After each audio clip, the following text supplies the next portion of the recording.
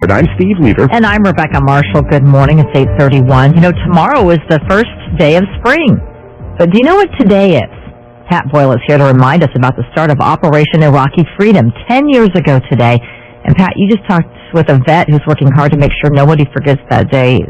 What did he tell you? Well, he thinks many of us have forgotten the men and women who lost their lives in Iraq. He thinks people have a short attention span, maybe because of all the commercials, he says. He's been working to keep their spirits alive since 2003, and the website is IraqWarHeroes.org. His name is Madp. He's a Portland guy who served in the Army during the Cold War.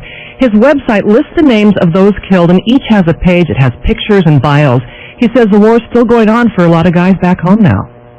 PTSD, which is a silent killer of many of our men and women.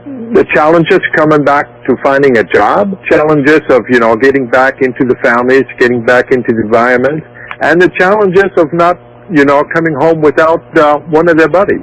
So I checked out his website. I looked up the name of the first Oregonian to die in Operation Iraqi Freedom, Brandon Tobler, killed when a cargo truck hit another vehicle in a convoy headed for Baghdad. It's nice. His page includes what looks like his high school senior class picture, his Army reservist headshot, and then a candid shot of him relaxing in a chair on somebody's porch. It's IraqWarHeroes.org, putting a human face on a war that started 10 years ago.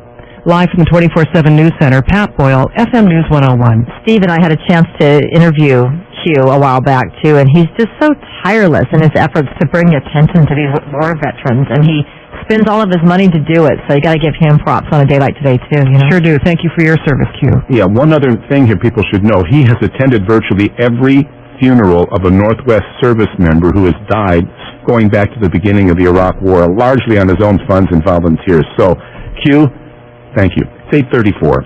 Keeping the budget